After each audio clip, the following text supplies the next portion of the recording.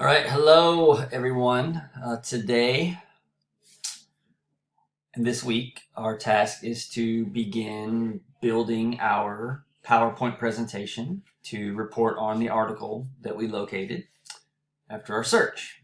So, just to reiterate this point, as I've looked at several of actually all of your article submissions, about half of you found the correct type of article, and then the other half of you did not. Okay, so the reason I'm so strict about the type of article is for this presentation we're going to do, you need to have an article that reports on a single experiment done on a small population of people, and you need to have in that article an introduction section, a methods section, a results section, and a discussion section, because the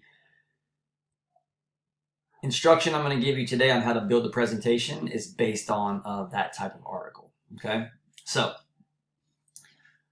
what you're going to probably want to do is, to have your article open on your desktop when you're doing this. Okay, so I'm just going to open up my article. Let's see, and scroll up to the top of it and just sort of leave it sitting here. Okay. And then I'm going to probably want to open Microsoft PowerPoint. Now, you don't have to use Microsoft PowerPoint. If there's another presentation software that you prefer or have access to, that's completely fine. I'm going to use PowerPoint here myself. So I'm going to open PowerPoint up first. Okay. Now, on my computer, I can open a blank presentation. So I'm going to do that first and sort of give you some steps to take. And then I'm going to open up the presentation I already created that I'm going to go through here. Okay. So if I open up a blank presentation, let me move this window out of the way. Get my face out of the way here. The first thing we're going to do is choose a design. Okay. So the design, there's a lot of different options here. Okay. It's going to be tempting to you maybe to choose something that's pretty fancy, okay? And that's okay if you want to do that, but you might need to make the choice and then realize that there might be some limitations with that particular design. So let's say that we chose this one here. This one looks cool. And I'm just going to add a title. Let's say this is a test presentation. Okay.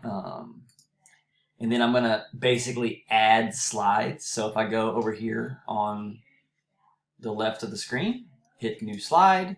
Boom. Okay, so this is actually a pretty good one to use because what you want to look for is you want to have large areas for text that does not have these designs in the way, right? So this is actually a good design, I think, because you have all this white space here to use, okay?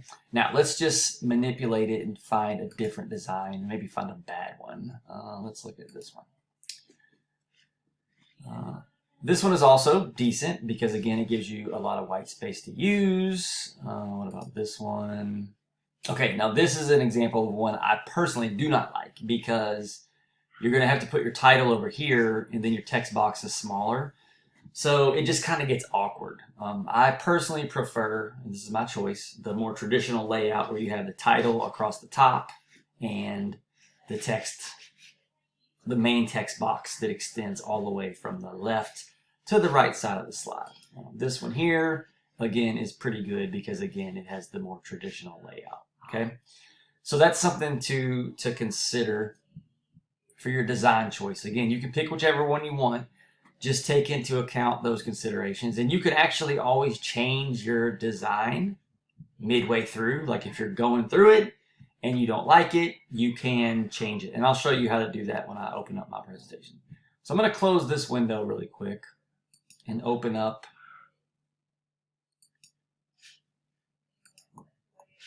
this one that I created to use for this PowerPoint presentation.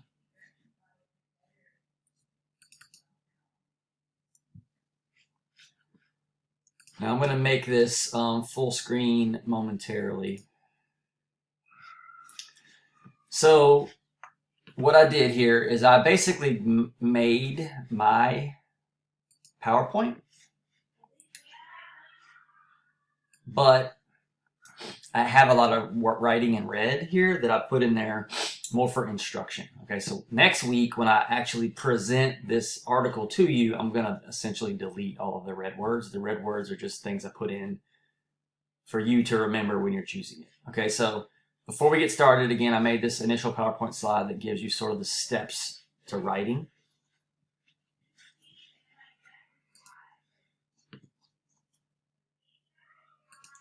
So let's look at that slide. So we covered the choosing the PowerPoint design or style. Make sure you're not choosing anything too fancy. Allow for a maximal word space. Okay. Now, after you make that selection and you start going, you can resize your text boxes. I tend to make them as large as possible, again, to maximize all of the space that you have. Okay. And then once you start typing, you might notice that the design that you chose automatically chooses like either a font that is too large or too small. You may want to resize the font. I tend to go with like size 24 for my main words and then down to maybe font size 20 for like the sub points. You may also want to change the style of the PowerPoint as well, like the font style. Go basic, okay? It's going to be tempting maybe to use something fancy that looks like cursive writing or Old English, something like that. You don't want anything that's difficult to read for your audience. You want to make sure it's as plain as possible. So I gave some examples like Times New Roman, Calibri, Gill Sans. Those are some good ones to use because, again, the goal is to make sure that the slides are very easy to read, okay? So once we have made those decisions, and again, you can manipulate this as you go as well. You're going to essentially just open up your article, have your article on one side of your screen, and have your PowerPoint on the other side. Okay, or you might have to go back and forth depending upon the screen that you're using. My computer screen is pretty large, so luckily I can have both things open at the same time. Okay, and then we're going to essentially just start pulling out the key points of the article.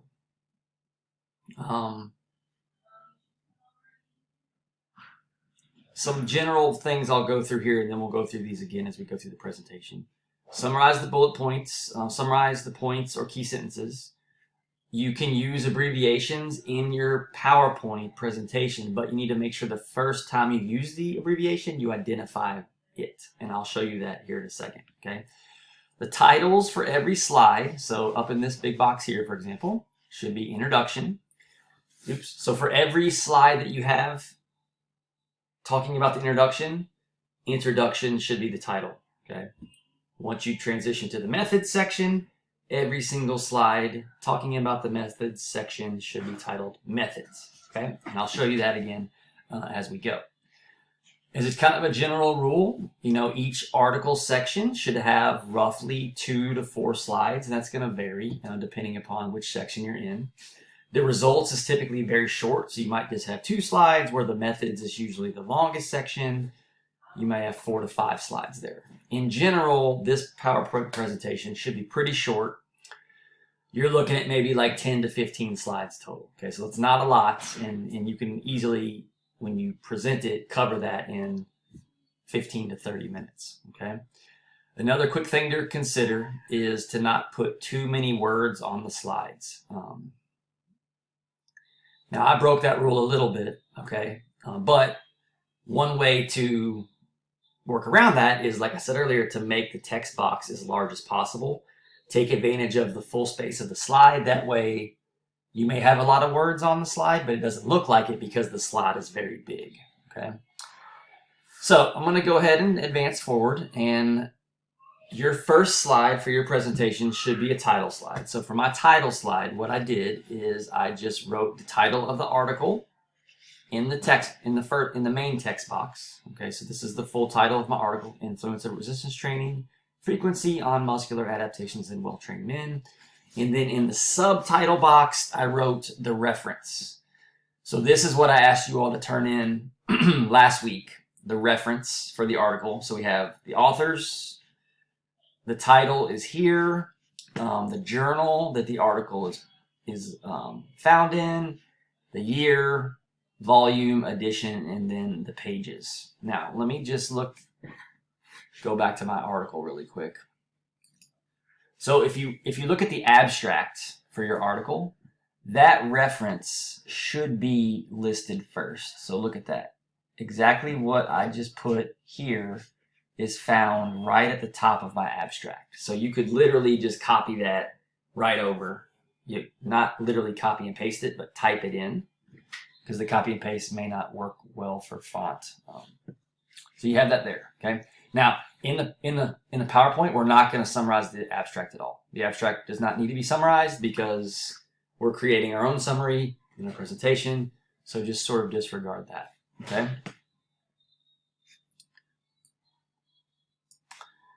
So my next slide then is going to start with the introduction. Okay. So I like to sort of break the introduction down into 3 or 4 different components. Okay. So this first slide, and again, I'm going to delete all this red print or type when I present this to you next week. I put this in just so you can understand why I'm doing what I'm doing and to kind of just have it there as a reference for you, okay? So what I say is here, this first slide is the pure introduction. It's going to kind of describe the what this article is about and why it's important, okay? So I have 3 major bullet points here. I'm going to initially mention resistance training variables and why it's important to manipulate them. Now, this first statement in red is my first abbreviation. So from this point forward, whenever I'm going to write resistance training, I'm just going to write RT instead. Okay, I've identified it here that RT stands for resistance training. So now the rest of my presentation, I never have to type out resistance training. I'm just going to put capital R, capital T, okay? That's kind of the way scientific writing works, is you can use abbreviations, but the first time that you mention an abbreviation, you have to identify what it is, and then from that point forward, you can use the abbreviation. Save you a little bit of time from having to type out long words over and over again, okay? So that's kind of what this is telling you here. Then I'm going to identify, again, in my pure introduction, the major variable that this article is going to address, which in this case is the frequency. Define what that is, and then sort of introduce that there is a need for this particular article because although there has been speculation about optimal training frequency, it has not been established by previous research what that optimal training frequency is. Okay, so with this last statement in my first introduction slide, I have identified why this study exists. This study exists to try to identify the optimal training frequency for developing muscle hypertrophy. Okay? So then I have a second introduction slide, which I'll go to next. Now notice on this slide, I only have, 3 bullet points, 1 subpoint, and there is a lot of space left on the slide. So this is a good example of a slide that does not have a lot of words, okay? Especially after I delete some of these red words, it's going to be even fewer things, okay? The last thing you want to do when you're giving a presentation is have the audience overwhelmed by like a slide just packed full of information. They should be able to look at it quickly and get the general idea of what you're talking about. Okay, so my next slide, my next introduction slide, now this is going to provide background or context for this particular article, okay?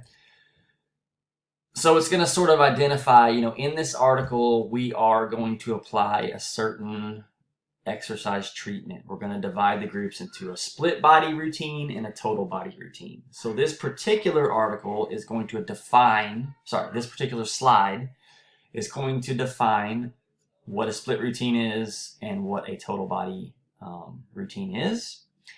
And it's going to indicate that the split routine is typically used by most bodybuilders, okay, at this certain frequency, okay? So again, I'm providing background about the structure that this study is going to use, which is to look at a split routine versus a total body routine. And I have defined what a split routine is and what a total body routine is, okay? Then I'm going to have one final introduction slide. This one is going to look at past research that was done. Now, not all of it. You might just pick, most introductions are going to pick just sort of like a couple studies that are the most related to the one that's being done. In your introduction that you're reading for your article, you should find a few references to past studies. You don't have to list them all here, but just pick out the couple that seem the most important to you. That's what I did. I just chose 2 that are the most relevant, one of which was done by the same author of the article that I'm writing about. Okay, so I put the name of the lead author, the year here. This would direct somebody to my bibliography if they were interested in looking further into the topic. And what I've done here is I've said this researcher found this in their study, okay? But that author mentioned that there might have been a limitation to their study. So the reason we're pointing these out is to say, yes, there is previous research on the topic, but there was a limitation to that specific study, right? So I've done that with this article and with this article, right? So notice that the limitation with this study says the loading and rest schemes may have interfered with our conclusions. And yes, the study that we're looking at now is going to seek to fix this problem. Same thing here. This study found this, but they had a couple limitations as well, right? So then I'm going to conclude this slide by kind of going back to my study, this study, and state the specific purpose of this study. In your introduction that you're reading, this is probably going to be like the last statement. Let's check that out to make sure I'm telling the truth. If we go to my article, scroll down, here's my introduction, here's the end of it, and it says like right here, therefore, the purpose of this study was to boom. Okay, so I'm gonna state that succinctly, and this purpose should reflect some of the limitations of these studies I mentioned, right? This study is going to seek to do it better than this study and this study. So that is, again, the purpose of this slide. Cite the previous research, quickly mention the limitations in that research, and then say this study is going to seek to overcome those past limitations. Sorry, wrong thing advanced there. All right, so now so that was how many? We had 3 introduction slides, not including my title slide. Now we're going to go to the methods. So the methods is going to be the longest section because if you think about it, like the methods I've told you before is like the recipe for the study. So if somebody wanted to recreate this study, they could read my methods and know exactly what to do down to the minute detail. Now I did not put every minute detail into this presentation, but I've summarized it pretty well. Nevertheless, there are several slides. So you could start with several things here. You might start your methods with a description of the subjects. You might start with a description of the experiment. My article started with a description of the experiment, so that's what I'm going to start with. If yours starts with a description of the subjects, you can start there, okay? So what I've done here is I've summarized the experiment in a total of 7 bullet points. I've made a couple sub-bullet points because here I indicate that there's 2 experimental groups in this experiment. So my sub-bullet point talks about group 1. My second sub-bullet point talks about group 2. Okay? I'm not going to talk anymore about this right now because I don't want to get into the details of the study. I just want you to realize that what I've done on this slide is I've summarized the experiment, what it is, how long it lasted, and what the pre and post testing was. Okay, there shouldn't be a parenthesis there. Let's delete that. Okay, so now I'm going to go to my second method slide. This one is looking at the subjects. So what I've done here is again kind of briefly summarized who the subjects were. So first of all, how many were there? There's 20. Were they male, female, or both? In this case, we had males, and they were recruited from a university population, right? So in your study, you might say you had, 15 female collegiate basketball players, right? Be as specific as possible based on what your study tells you. In this case, it was pretty broad. Now, in my article, it did say like the average height, weight, and age of the subjects. I left that out because it's not really totally necessary to know that. I did, however, summarize that the age range of the subjects fell between 19 and 29 years. These are well-trained individuals, which means they have all been training for at least 1 year at a rate of 3 times a week. And their mean or their average lifting experience was about 4.5 years. Okay. And then I added a couple other bullet points that just talked about some characteristics of the population that are relevant. So again, for your slide that you're going to create in your method section about your subjects, you're just going to summarize the key characteristics of the subject population, and how many there were, if there was a gender breakdown, etc. And the reason why this is important is because ultimately the results of the study, we can only really feel comfortable applying them to this specific type of population. I can't apply the results of this study to people who are like 50 years old. They have to fall in a similar pattern here. Okay, another methods slide. Now I'm going to go into detail about the training protocol. Now you have a couple different ways you could go about this. What I did is I have a verbal slide talking about it, and then on my next slide I have a chart. Okay, you might do both if you can. You don't have to insert a chart, but if you have one there, you can easily like screenshot in. I would do that for sure. But do keep in mind, if you put a chart in, you're going to have to explain it. So make sure you're comfortable explaining the chart to your audience. Okay. So here I summarize the training protocol. We have 21 exercises, and I put in parentheses C chart on the next slide because the next slide will identify the specific exercises. All training is volume equated. Okay, so again, I'm not going to go through these individually now because I'll do that next week. But again, here I'm giving as much detail about the training protocol as possible.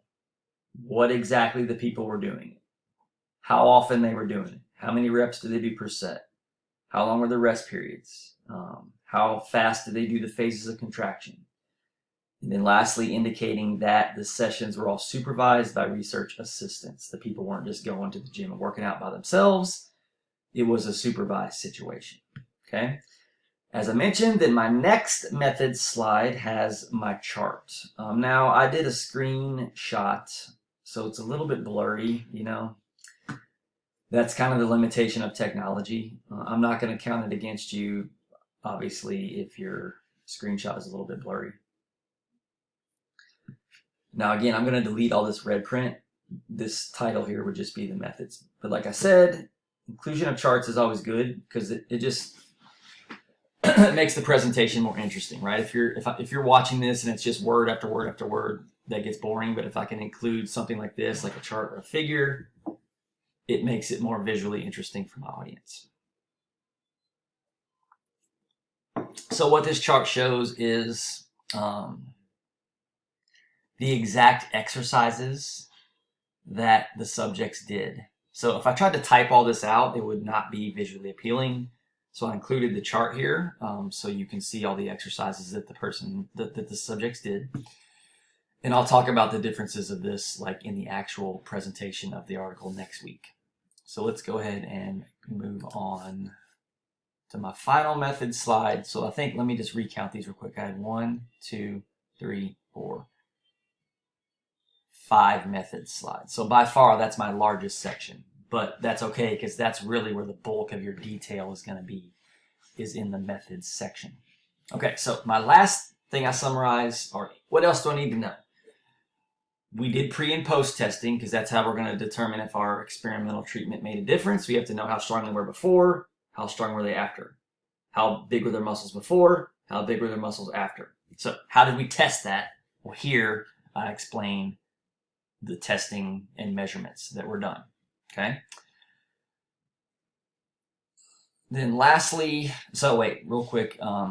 We did strength testing using the 1 rep max test, and then we measured the thickness of the skeletal muscles, these particular muscles here, using ultrasound imaging.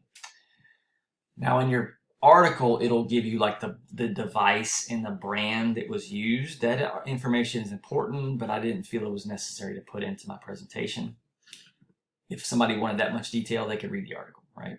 So I just sort of generally said what we did. Diet is relevant for my study, so I did list how the researchers accounted for diet here.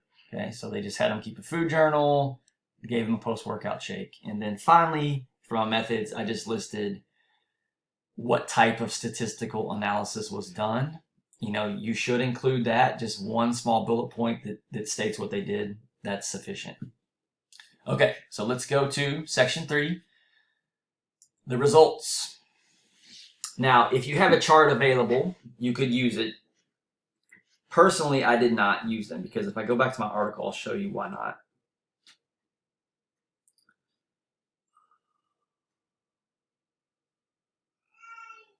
So these are examples of graphs that are often found in results sections. I don't find those to be super effective for presentations because if you, the student, were watching the presentation and you looked at that, it wouldn't make a ton of sense. Personally, I think it's better just to summarize it verbally, which is what I've done here. Okay. However, if you want to include graphs or charts in your results, you can, but again, just remember that you should be able to explain it to your audience when you're presenting the material. Okay. So what I've done here is summarize some general results. 19 of the 20 subjects completed the study. Most of the sessions were completed as well, so 97% of the total, 98% of the split. No significant differences in weekly training volumes or dietary measures. So those are just some general results to report before we get into the specifics. So some specifics. Again, we wanted to see how the different training treatments affected strength and muscle thickness. So my general results for my specific results for muscle thickness are seen here. I could easily summarize them in 2 bullet points. And then my results for muscular strength assessment are found here. So again, this is very short, right? I just kind of quickly summarize the results. There's no interpretation done here. You're just strictly presenting the data that was found. We'll do the interpretation in the discussion section, which we're already to, right? So my results section was very short. I only had 2 slides, and there's very little words on these slides because, again, all I'm doing is saying, here's the data that I found or that the study found. So lastly, then we're going to hit the discussion. So as I say, the discussion is where you talk about why these results were found, right? So the discussion is the why behind the results.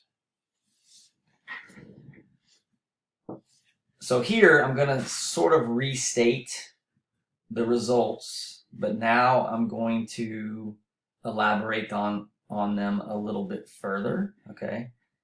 Although significant differences were found in this muscle group only, there was still a difference in the other 2. It just wasn't significant. It did not achieve statistical significance, okay? And this bullet point is some information offered by the authors that states why this result may have been found, right? So in the discussion, often there's some speculation as to why the results that were found, okay? So that's what you should look for when you're reading your discussion is the authors offering an explanation of why these things occurred. So I was able to do that very quickly, okay? Now, another important part of your discussion presentation are the limitations. Just as we saw other studies had limitations, even though our study sought to overcome limitations, this study also had limitations. So the author of this study has a pretty, let's go down and look for it.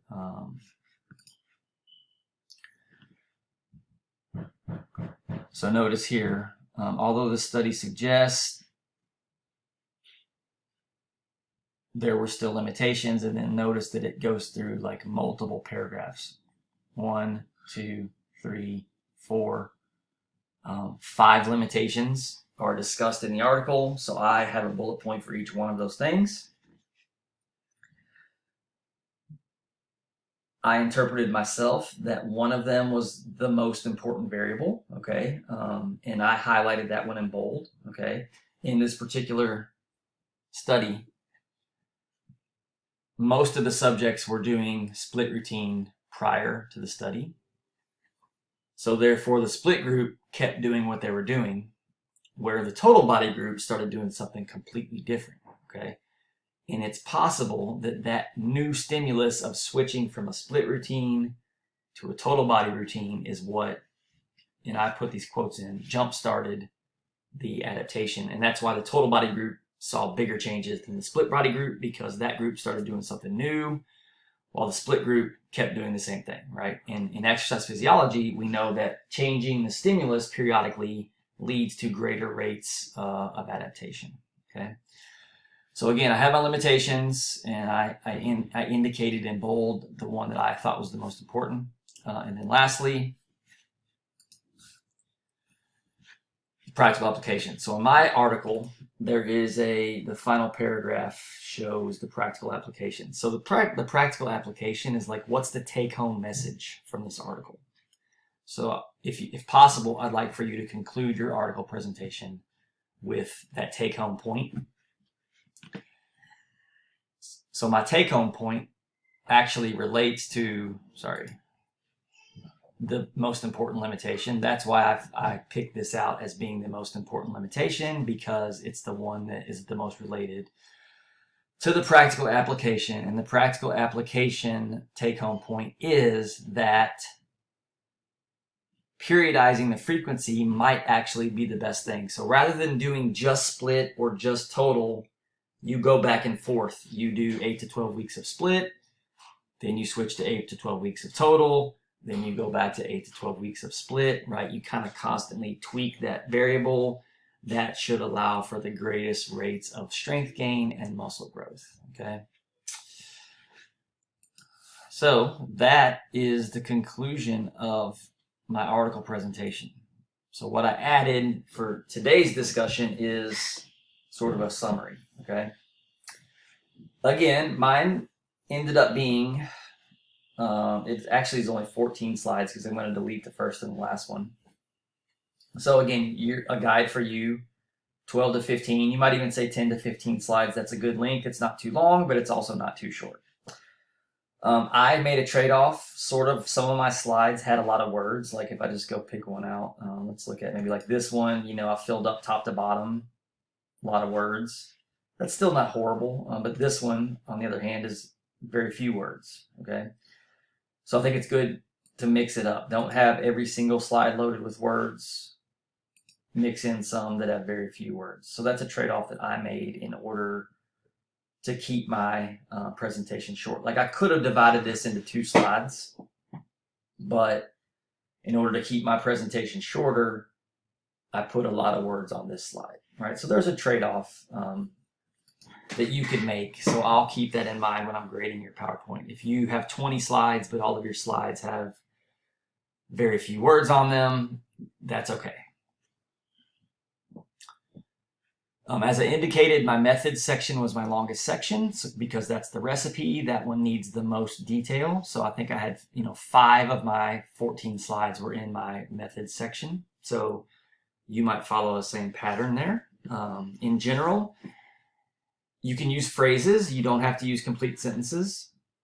Using phrases actually allows you to reduce the number of words per slide, okay? And also keep in mind that if you're presenting this, you don't want your audience reading word for word sentences off your slides because you're going to be speaking in sentences. And if you have the same sentences on your slide that you're speaking, then the audience is just going to think that you're reading the presentation. And why would they need you to read it when they could read it themselves, okay? So instead, by putting, phrases, such as I do here, this is a good example. as I'm speaking the complete sentences, sort of the bullet point of what I'm saying is found on the slide. That's what you want to do, right? So again, the reason I said this is because of this bullet point here. Do not use complete sentences all the time. You can sometimes, but not all the time. Phrases are okay, okay? An example of when to use a complete sentences might be, for example, my purpose of my study, right? Because that's like a big, important point. So that one can be a complete sentence. But for the most part, you want to use phrases that can reduce the number of words per slide. Lastly, then, on here, for dividing this up, you have your introduction section, but then your introduction can be divided into mini sections. So the way I laid out this presentation is each miniature section gets its own slide, okay? For example, the methods is divided up into miniature sections. Let's go look at the article real fast. So I'll start my methods. I have the first miniature section in my methods on my article is, let me just find the matching slide first. Okay, yeah, here. So in my article, the first mini section in my methods is the experimental approach. So I have a slide about that, okay? My next mini section on my article within my methods is about the subjects. So in my presentation, my next slide is a slide about the subjects, okay? Going back, my next section is on my article is about the training protocol. So again, my next slide is a slide about the training protocol. I then have my chart, and then they have a section about dietary adherence. I sort of combined, notice here on my article, these sections, dietary adherence and measurements, are sort of shorter. So I combined those onto one slide, right, to save space. But again, you could have divided this out into small sections. Okay, so that's another good guide to use for knowing how to break up information on slides, is sort of each section of an article can have its own slide. And I'll use the word again, mini section, because the introduction is a big section, but the introduction can be divided into 3 miniature sections. Each of those miniature sections gets its own slide, okay? And we saw the same thing with my discussion, right? I had a general discussion slide, that's a mini section. I had the limitations mini section, that gets its own slide. And then my practical applications mini section, that gets its own slide as well, okay? So that about covers it. So I'm going to post this PowerPoint with the red notes in the folder. Use this as a guide, but then next week I'm going to post another version of this presentation without any of the red, and then I'm going to just present the article to you using this same presentation, just minus all the red ink, okay? There's nothing that's going to be necessarily due for you this week. I just want you to start working on your own presentation. So you're going to have to basically, you're going to have questions to ask me about how to set it up, and that's what I'm here for. So send me emails, or if we needed to, we can schedule like a Zoom meeting to get everyone together to have more face-to-face communication. That is fine as well. Just ask me if you want to do that, and I'll set it up, okay? So I think that'll do it for this. Again, if you have questions, just let me know. Talk to you all soon. Bye-bye.